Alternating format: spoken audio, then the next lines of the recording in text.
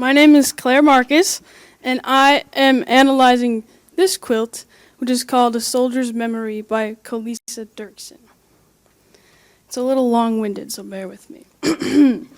About a week ago, when Jaksyn began opening up the totes of quilts and spreading them around the YFAC for this art show, I welcomed the chance to take a look around, and I immediately fell in love with the warmth and precision we were surrounded by, a craft that we don't take the time to appreciate often enough, that stands for warmth and connection, all hanging upon the walls we've grown to cherish. Home felt even homier than ever. A couple days later, Jaksyn asked if I was interested in sharing a response to a quilt, and I knew immediately which one. You see, my immediate love was not only limited to the art form and walls covered in warmth. There was a quilt that had caught my eye that first evening. The first moment that I saw it, I knew it was the one. However, putting words to this object of my affection, well, that has been the hard part. Why do I like it? First impressions might say loud and incoherent. It's hodgepodgey, confusing, follows no pattern. It's overactive, it's messy, made up of more than one unconventional material, including, some things that look kind of like burlap or flannel, It feels like it's off-putting. The shapes feel random. There seems to be a lot going on with no purpose. Well, yeah, that's why I like it. Exactly why, actually. The very existence of this quilt mirrors humanity in the most brilliant way. This one understands redemption. A bunch of broken pieces all getting by, all becoming something more. This one may be made from scraps, but it is by those meager means that a far nobler vocation is carried out. The imperfections in the mess assure you of your own fullness. The pieces may feel like they're scattered and placed random, but you're assured that no matter what, there is fullness. A complete incompleteness, perfect imperfections, redemption. Beyond that, this work is also politely prompts you that it is safe to use, because certainly it knows that it's not too perfect.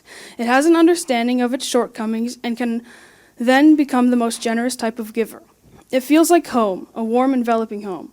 One that wouldn't blink twice if I accidentally misused it, and one that is ready for me to really, really need it.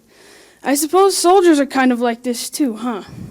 There may be broken paths, inaccessible memories, fears of what the world will think of us.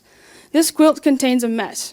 It contains big, open spaces that feel distant and unreachable. This quilt understands scrappiness, and it understands radical generosity. We all contain parts that we aren't proud of, but they are still part of us, part of our design. A soldier might understand containing hidden parts better than any of us. The memories carried home aren't really ones that fit into the square boxes of society. The rough edges are looked down upon. The loudness or lack of presence is misunderstood and shunned. If I were to drive along the road of a soldier's memory, I would stumble upon joyful belly laughs shared with brothers, big empty spaces that are shut off or maybe too painful to face.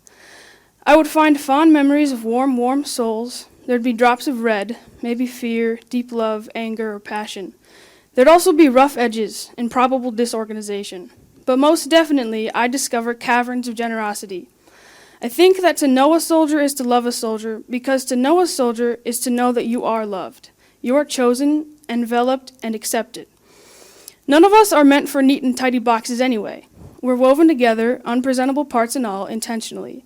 Our pain is purposeful, and a maker who knows that our meager means will glorify him is the quilter. I suppose this quilt can inform the way we approach strangers. In the same way that we understand our predictable and well-loved friends to be brilliant and kind, we've got to start believing in strangers' capacities for brilliance and kindness. There's a song I really love that came to mind while I was thinking about this quilt. The refrain goes like this: "If you're cold, go inside. If you're tired, go to sleep. If you're weak, come to me." Thank you.